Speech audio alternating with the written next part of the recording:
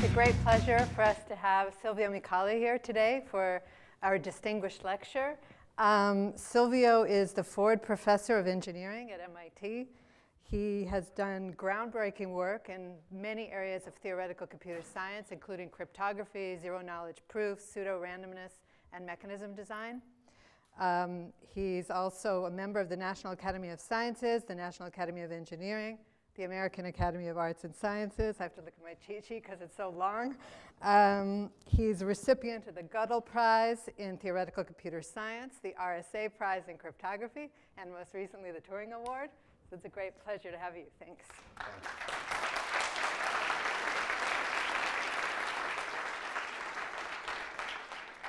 So thank you very much, Anna, for inviting me, and thank you all. I had a terrific visiting day, so I promise to come back if you can stomachache me.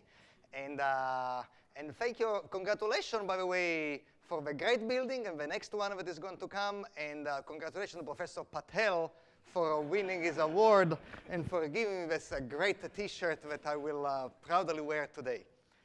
So, proofs, secrets, and computation. So today, I'd like to talk about something that we all know and love, proofs.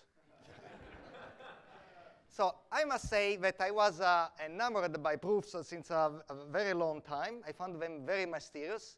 This is a reminiscence for the first criterion for triangular congruence, if you remember, right? If two sides are equal and the angles in between is equal, the two triangles are all equal.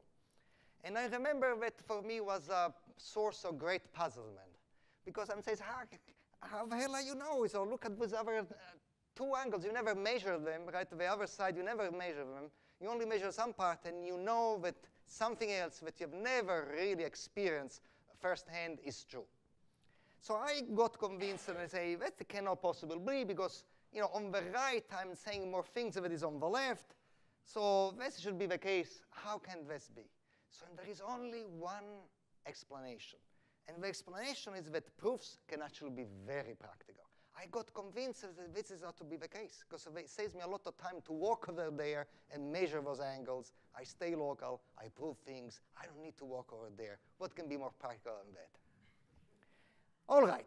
So what are proofs? Well, proofs have been with us for a long time. That's my best rendition from classical Greece, that at least in my tradition, that's where proofs come from. And then they proceeded with Gödel and Turing. There they are. By the way, I want to recall them. Usually, iconography for these two guys shows them a bit more beaten up by life. But I'd like to recall them as we all should be recalled, young and invincible. Look at them. And so they're very different characters. For those of you who are not in the trade, on the left we have an Austrian mathematician, extremely precise, the type of guy who can dive into the Pacific Ocean and re-emerge with a proof in his teeth, no matter what it takes. And the other guy is a brilliant British man with a totally different approach to science, right?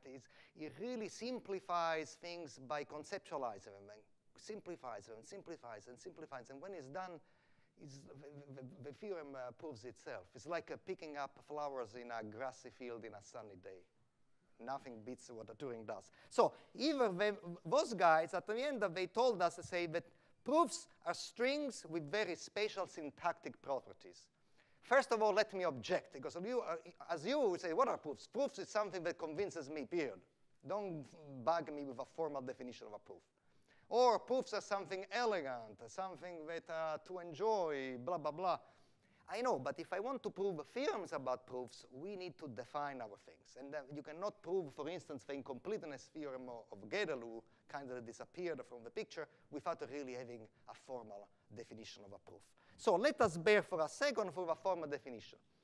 Mathematicians have actually distilled the following. They say a proof is essentially a sequence of lines. You can write down an axiom anytime you please.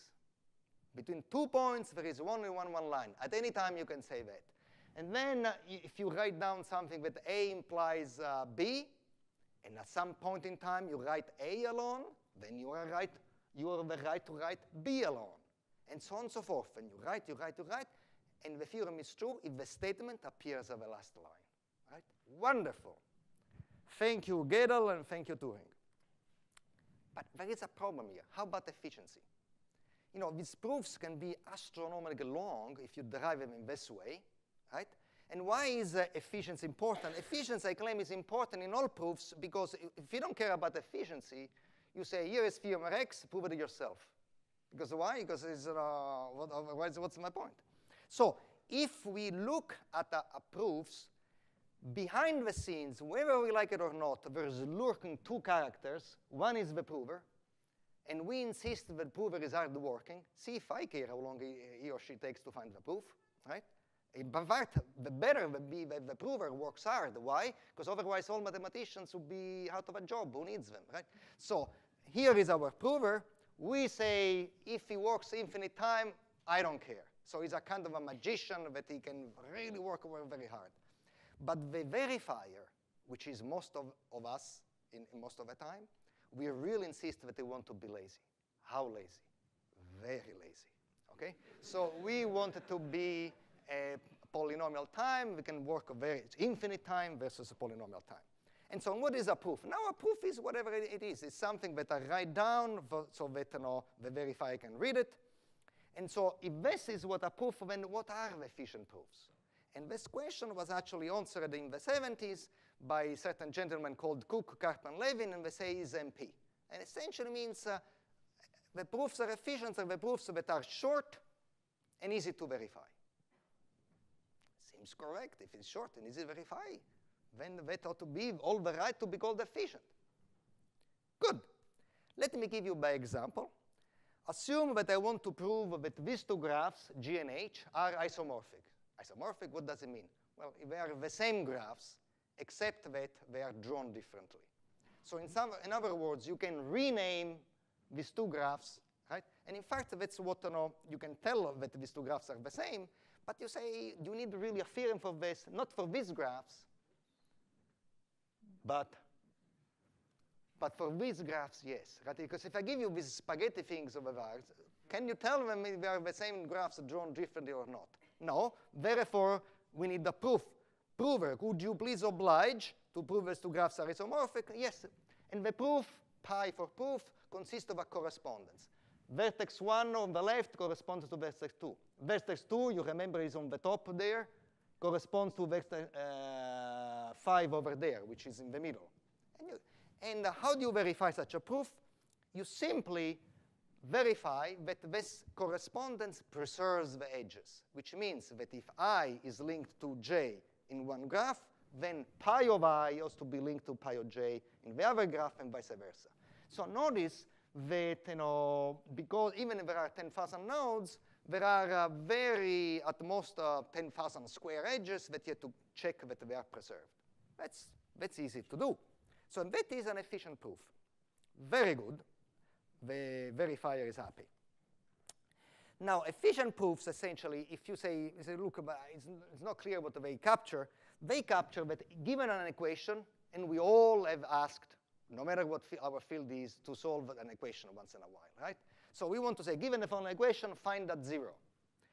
And that is really MP. You want to prove that there exists a solution. And you can see that it may take you a long time to solve the equation. But once you do, you hand the solution to somebody else. They can plug it in and verify easily. And that's what is MP. How about, however, if I want to prove that this equation of a given equation has no solution? This is not clear. If there is a solution, as a proof, I exhibit the solution. But if there is no solution, what do I give you that you can plug in and verify? Isn't clear. And that is called co-NP. And then what about if I want to prove that this equation has 2 to the 16 plus 17 solutions? Even if I give you so many things that is going to take an astronomical amount of time, how do you know that I'm not adding another one? Right? And then, never mind, there are other questions that we can ask about these things. All right. So that's what I conclude is to say, either do we want to live in a world in which we cannot prove to somebody else after working for a long time in an easy way to verify that, this equation, your equation, has no solution. Do we want or we don't want? I don't know what you think, but I don't. So I think, therefore, we need to update our notion of what an efficient proof is. So, OK, how do we update it? First of all, let's go back to the basics. What do you want from a proof system? When you boil down to it, when you distill it, you get essentially, you want two things. A, that it's possible to prove all true theorems. And B, it should not be possible to prove a false theorem. At the end, it is as simple as that. That's all you want. Very good. So therefore, let me define another type of efficient proof called interactive proofs, which were put forward 10 years later by these guys. And let me tell you what they are. You never saw this definition of a proof, at least most of you, right? 90% of you. What you found is this interactive process on the left. Somebody on the blackboard or Q&A, right, and then try to convince you interactively. So all of a sudden says, why did we, when we are accustomed to the interactive model on the right, why did we have formalized it on the left? Mystery. So let me actually tell you a little bit that IP corresponds to have proofs as a game. And let me tell you what I mean. I mean the following. Forget proving things formally, axiom, blah, blah, blah, blah, blah. I want to convince you that the theorem is true. I'm going to set it up as a game with the following conditions. If the theorem is true, I win all the time. I can win all the time if I want to. If the theorem is false, I must lose at least half of the time. OK? And let's assume now that we play and I win. Say, play again. We play and I win. Play again. We play and I win. I play and I win. I win and I win. Now, if it is true that if the theorem is true, I have a winning strategy all the time, but if it's not, I must lose at least half of the time. If I win 30 times in a row, what do you conclude? The theorem is true or is false? It better be true, or you are very, very unlucky, right? Good. OK, so let me give you an example. This actually is the simplest possible example that is due to joined to work with two friends of mine, Oded Goldreich, the G there, and Avi Vigdason, the W there. OK, this time I want to prove that these two graphs are not isomorphic. They are not the same. There is no correspondence that preserves the edges. And you can actually see by eye inspection that is true, right? All right. But if these were the graphs, you would not see it by eye inspection. Let me prove that these two graphs are not isomorphic. The G is not isomorphic to H. What can the prover send you? That's a very big question. Because there are, now how many permutation correspondences there are? There are just 1,000 vertices in the graph. 1,000 factorial. That is more than the number of particles, of elementary particles in our universe, which is only 2 to the 300. So 1,000 factorial is absurdly big. So then that is not an efficient thing, because I cannot send you, there is not enough matter in the universe to write down so many correspondences. OK, so then we remember that we only care about true theorems are to be proven, false are not. We set it up as a game. Let's go. Let me show that true theorems are provable. In particular, this theorem is provable. But whenever a graph G is not the same as H, Merlin, the prover, can demonstrate it to Arthur, the verifier. OK, here is how it goes. Arthur barricades himself in a Faraday cage, in a room, locks the door. And what does he do in this room? He flips a coin to choose between G and H. Let's say that the coin came up head, he chose G. Then flips coins again to find a random renaming of the vertices. 1 through m, say 1, I call it now 517. 2, I call it 704, and so on and so forth. Then permutes the vertices of G according to the permutation pi that he did, and he obtains a third graph C, and he ships it to Merlin. And then he says, dear Merlin, to which of these two graphs, G and H, is C isomorphic to? Now, you notice that by construction, C is isomorphic to G, right? Because I took G, I changed the name, and I concocted C. So C is the same as G.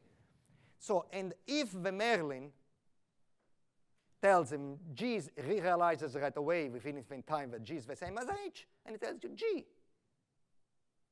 And now the king says, that's right. Okay? if we do this again, the Merlin will win again, will manage to convince the king again. If you do it twice, right, he convinces twice. But let's assume, so therefore, only is left to do is that we know already that true theorem can be proven. How about false theorem? Now, let's prove that false theorem are not provable. So let's assume now that the graph G, right, which used to be not the same, the theorem is false, means now G is the same as H. Okay? And if the theorem is C is the same as H, then when the king constructs C in the same manner, now the graph C is both isomorphic to G and H. So how can Merlin guess what the king thinks G is isomorphic to, right? Before, when G is not the same as H, and somehow the king randomizes the graph G, the graph C could only be equal to G. But now it could be equal to both Z and H. So Merlin does not know what he has to say. In the moment in which he opens his mouth, he's going to make a mistake. He's going to say G or H different for whatever the king knows with probability half. It's very clear to everybody. And if you do it twice, the fact that he's never caught, the probability is a fourth. And if you do it k times, where k is 300, the probability is 1 and 2 to the k less than the number of elementary particles in the universe. We are done. Okay? Okay. I'm very fond of this stuff because let me tell you, as a kid, I had a very tough father. And my father was very tough because he believed that morality trumped everything else. And he was in law, as a matter of fact. And so I was actually trying to push him to say, listen, is this dead? Is this behavior legal? Blah, blah, blah, blah. He goes, what do you want to do with it? He says, who said I want to do that? I'm just saying, is it illegal in our legal system? You want to do that? No, I'm saying, is it illegal? Suspecting that I may want to enact it. If he says yes, he wants to say, actually, no. And then he says, but why? Last time you told me that this is legal. I never said that. I said something different, blah, blah, blah. And so I realized that pretty soon some very big, foggy thing appeared in which I realized that he was actually not telling the truth. So I set up a very complex scheme to catch him, so at least I would know, because I needed to depend on him to know what is true and what is not false in life, but I knew that he wanted to orient me towards good behavior. So I developed a bunch of techniques. And in some sense, that could be thought as a one technique like this, right? That works, that you can let you get from some omnipotent prover, right? The truth when it's true, but you are not going to be cheated by no matter how omnipotent this guy might be. So when people say, how did you think about this model? You go, did I tell you about my father? Okay, so now we have a wonderful alternate definition of efficient proofs. Whatever is interactive prover, in the sense you transform it into a game that you can win all the time, or you can win at most half of the time. And turns out that whatever you could prove efficiently before, you can prove efficient in the new sense. But now you can prove that an equation has no solution. Or you can count how many solutions you have. You can prove how many solutions you have. And you can actually even prove whatever p-space is. And by the way, that's what I didn't want, why I did not want to define it before, because what is p-space? Now that you understood what IP is, well, it is IP, so there is nothing to define. All right. So what? Okay. Well, let me tell you the so what. So you know that these days it's been very trendy to say, don't keep the data with yourself. Upload it to the cloud. So why do you want to do this computation that obliges you to buy a supercomputer? Subcontracted to the cloud. So in the cloud, somehow, metaphorically, there is this gigantic thing to which we can ask questions. And you say, here is x and here is f. And the cloud while responds, oh, f of x is 27. And by the way, is your bill, right? And to say, thank you very much for your trust. Trust? What trust? Right? So I need, if I can subcontract it to the cloud, I get an answer. When I want to prove that the answer is correct.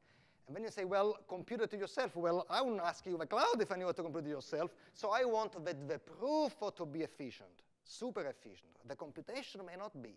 So it's exactly what we need for an interactive proofs.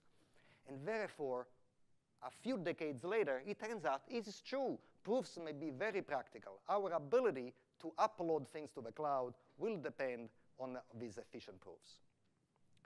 Okay, but proofs are very big things. It's a very kind of a sleeping giant fruit here, and we start tickling it. They may wake up. So now they want to do a little bit more with the proofs, and let's say we start talking about the zero-knowledge proofs. Okay. Here is the question I want to tackle. How much knowledge do you need to verify a proof? Certainly, you need enough to make sure the theorem is correct, but exactly how much? Well, here is a better question. What is knowledge? Here is another better question. So let me tell you, we have to be very careful about dealing with knowledge. And say knowledge is a very old issue, right? There are thousands of years of philosophy debating what knowledge is. And who am I? I barely understand what they say. How am I going to do this? Fortunately, you see, the questions will always change.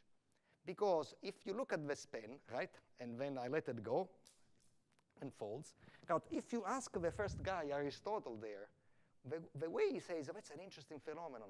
What he was thinking is the pen folds towards the earth. The answer is, where does he want to go? That was the question he was answering. A few hundred years later, Galileo went to the Tower of Pisa, left a pen, he fell down. He didn't ask the same question. He asked, how does he fall? Never mind why. Who cares where he wants to go? Now, I want to know how. I say, oh, if it's how, it's a simpler question. And he can use it like the quadratic law. He figured out this, bingo. The fact that the question will change is actually fortunately. So I want to do the same thing. I want to change the question. What is knowledge? Who cares? I don't know what knowledge is, but I can tell you what zero knowledge is, okay? All right. And therefore, in essence, what zero knowledge proves is that it is a way to convince that something is true, revealing nothing else but the truth itself. Okay, that's what I want to do. And how do I start? The first axiom says efficient computation is for free. What does it mean? Assume that I meet you on the street, and I have an integer on my left hand and an integer on my right hand. And he says, oh, hello, welcome. I have the following proposal. For $1,000, I can sell you the product of these two integers. What do you say? Multiplication is polynomial time, right? It's a shift and add, right? The hell is. I know how to multiply efficiently, so I can compute this myself. I don't pay you $1,000. I save $1,000. Thank you very much. Good. What does the second axiom say? The day after, unable to sell you the greater $1,000 one way, I find another venue. Says, hey, welcome back. Says, for $1,000, I sell you 100 random bit strings. Says, I beg your pardon? I have a coin exactly as I do. I can flip it 100 times myself, and I save $1,000, right? So that is essentially what this axiom means. That efficient computation and random bits are for free. It's like the air we breathe. We don't pay for it. Just wait 100 years, right? Things will change soon. So let me put this at the following thing. Here is the theorem, right? The prover wants to convince the verifier that the graph G is actually the same as the graph H, and we know how to do it. We give the correspondence. That's the proof. Now I want to say that this, no matter how you define knowledge, this correspondence is a little bit too much knowledge. Think of it, right? I only want to know one bit. Are these two graphs the same, yes or no? When you say yes, but not only the same, let me tell you why exactly they are the same. You see, they give you the correspondence. That is a way much more information that I'm asking for. Therefore, let me give you an alternative proof that does not release too much information. OK, so here is the theorem. Claim G is isomorphic to H. And here is what happens. Merlin flips a coin, and because G is indeed the same as H, he concocts a third graph C, which is isomorphic to both, which is equal to both, because the two are equal to each other. Then now the king say, flip a coin. Thank you, Merlin. You tell me that G is isomorphic to both G and H. Prove to me that it's isomorphic to G. So, OK. Here is the correspondence phi that preserves the edges between G and H. Now you know that really G is indeed the same as H, because you just give you the correspondence. Then therefore, the verifier says, OK. Now, and it is very clear that when a G is isomorphic to H, the prover wins all the time. Because no matter what graph C gets, and no matter what the king asks him to prove it is isomorphic to G or to H, he has a way to do it, and he does it, and he wins all the time. We have also to prove that when the theorem is false, this is not true, but it's so simple that I will omit the proof. But you can see how the proof is going to go. If G is not the same as H, and I give you a third graph C, either is not isomorphic to G or is not isomorphic to H. So I have a chance at least I have to be caught cheating. All right. That is an alternative proof.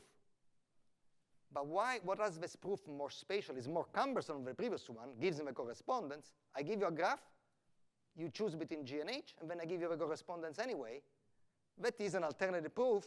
Yes, but this other proof is zero, gives you zero additional knowledge. I want to claim that from this proof we can only distill out that G and H are the same, but nothing else. So how do you know? You ask me to think, you give me a correspondence anyway, it's not clear to me. Very good. Let me explain why. Let us assume, I want to prove that this way of proving things reveal that something is true, but nothing else but the truth itself. Let's assume that there was no Merlin, right? Or he's abroad on a vacation. So the king is going to say, well, here is what I'm going to do.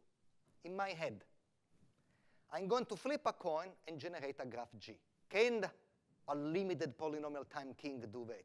Sure, flipping a coin, anybody can do. That's for free, remember, in the model. Then let me choose a random renaming of the vertices, of the numbers between 1 and 1,000. Can I randomly rename the vertices? Who stops you from doing this? This is trivial. Then let me apply this permutation to obtain a new graph C. Can I do this? Sure you can. Good.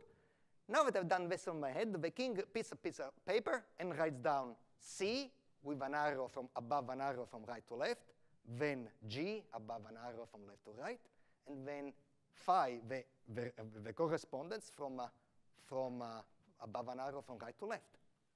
And now let's compare what happens here in his head alone with what happened with Merlin. What is C in both cases? See, on the right, by construction, C was a random graph isomorphic to both G and H. And on the left, what it is still a random graph, right? Because I take, G, I permuted the vertices of G, then I get a random copy of G. So C is a random, and if the theorem is true, namely if G is isomorphic to H, this C, in both cases, is a random graph isomorphic to both. What is G next? On the right is a random bit, and on the left is a random bit. This bit is flipped before, and this bit is flipped afterwards, but it still is a random bit. And what is phi? In both cases is a correspondence with the graphs of G and the graphs of C. So in other words, whatever this conversation on the right is absolutely equal to this conversation that the king can have with himself in his own head. So when I'm asking, say, how this proofs on the right proves that G is isomorphic to H, but nothing else, I can back it up that nothing else is released. Why I can back it up? Because whatever you use, I can distill it to understand that G and H are the same. But nothing else exists there. Why? Because whatever you did, I can reconstruct exactly with the same odds, the same probability by myself, by only doing flipping coins and doing polynomial time computation, things that are for free. Okay? That essentially is the idea. By the way, I'm lying a little bit, but I can make things more complicated to complete the proof, but that is the essence of the proof. Okay. Let me tell you that actually, let me put in another way. I hope this is clear. If it's not clear, just a small story. I think it was many, many years ago. I was, in fact, a kid, maybe. I got an attack, classic attack or classic solipsism. So what does that mean? Well, nothing. The usual thing, that you believe the world out there doesn't exist and is only a product of your imagination. Okay. So as a result, why to take out my pajama? I mean, the world doesn't exist, so why to go to school? So I stayed in bed. I didn't have a beard at the time, so there was no need to shave, but otherwise I would have grown a beard too. So, and my mother got a little worried, so she came next to me and says, but why don't you get up? Says, the world doesn't exist, it's all a full imagination. Says, it's not true, I exist, I'm here next to you, blah, blah, blah. You are a part of my imagination too. So, that thought stuck because it was impossible to disambiguate whether everything was a product of my imagination or not, right? And somehow that is the same thing, right? So good news is that finally I got up out of bed, and second good news, I actually made a career out of it. Okay, now this particular thing says, hey, you prove it to me that it's possible in zero knowledge, nothing but the truth, to prove that two graphs are the same. Can you prove only this theorem, or only a few theorems, or only a special class of theorem? Turns out, no, that everything provable is provable in zero knowledge. So it is an intrinsic property of computation, and is not a spatial theorem is not true. Okay? So what? Well, let me tell you so what. And to explain why this may actually be useful, let me talk about passwords. Passwords is a very ancient technique, right? A knight to go into the castle, it's the drawbridge, says password, right? It's a long live the king. Drawbridge opens, the knight gets in. Very good. Now, it had problems even back then. So open sesame, he gets in, because if there is in the moat around the castle an enemy who hears the password, the next day he says, lower drawbridge, password, open sesame, and he gets in. That is problem one. There is another problem. And the other problem is that you see the guardian of the drawbridge up there? He must know the password too, right? So this prevents you from using the same password in different circumstances, like, for instance, to log in at a UOW or to log in at your bank. Because if you use the same password, the same drawbridge, he goes to Bank of America and says, open sesame, I'm here to withdraw $1 million, right? That will not work. So instead, here is something that works. I'm terrible with memory, and it's a very short supply. And so remembering password is a problem. But let's say that I use the following password. Right? I take two large primes randomly. That's apparently is easy. That's something that if you don't know yet, you learn in an algorithm class very quickly. And then you can multiply. Oh, that was easy since when you were in high school by shift and add. Now you obtain a product of two primes n. Turns out, but why is it easy to multiply two primes? So if I tell you 3 is a prime, 5 is a prime, the product is 15. If I tell you here is 15, is this the product of two primes? You say, certainly it is. It's 3 times 5. But if I give you 9, 7, 1, 1, 3, 4, 1, 5, 5, 2, 3. Is this the product of two primes? Heaven knows. Nobody knows how to factor and then count how many primes you have. So that is a very kind of hard theorem. So I'm going to make at MIT, which is this our logo there, I take two primes, I multiply them, I get a number n. I go to MIT and say, hey, wait, here is my number n. Anytime somebody proves to you that this n is product of two primes, let him have access to my files, let him do whatever he wants. And I go to Bank of America and say, hey, here is my number n. Put it next to Silvio. Anytime that somebody proves to you that n is product of two primes, let them withdraw money, add money, wire out money, do whatever they want. He says, OK.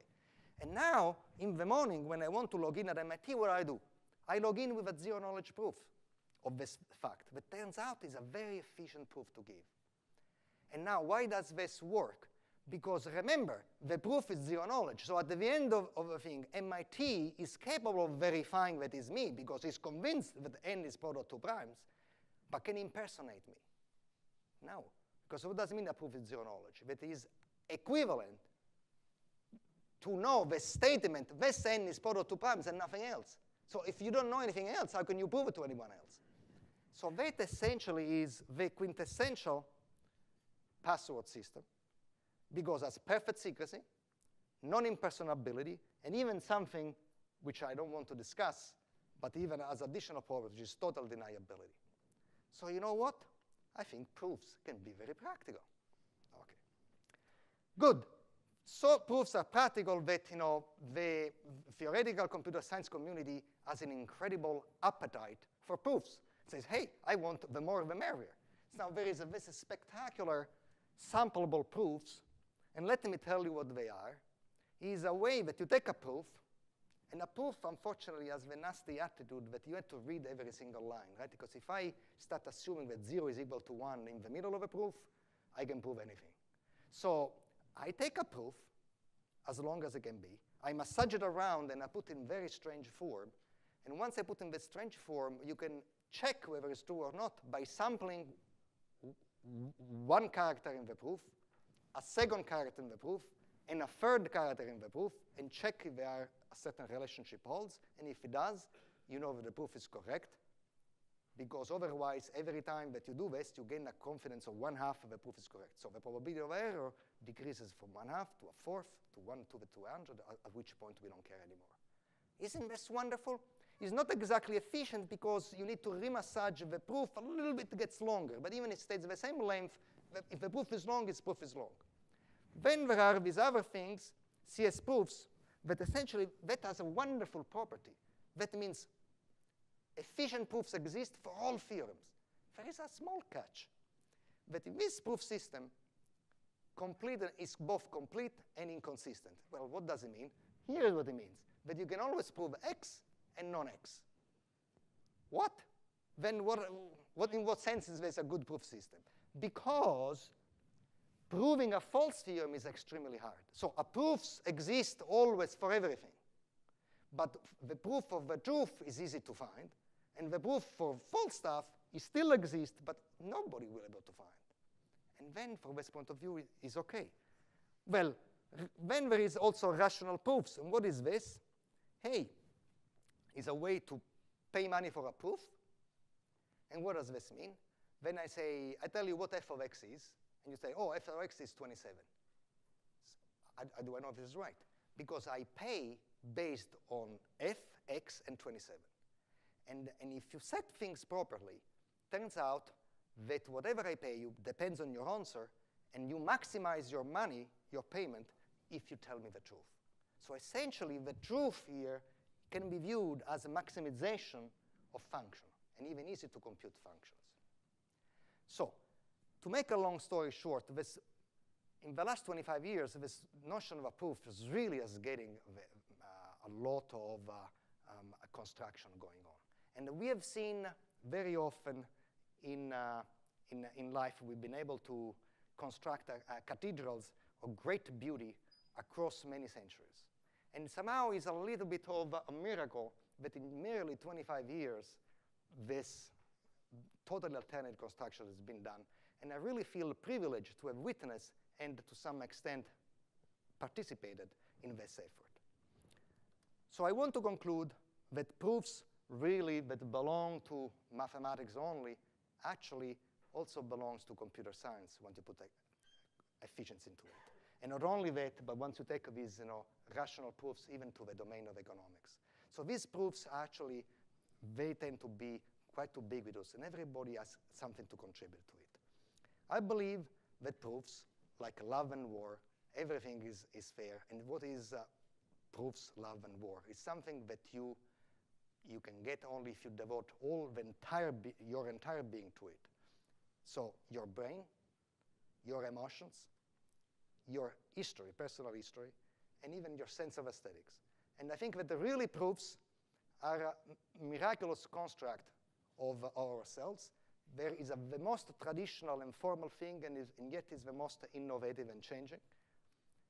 They come for afar and will go far. Thank you.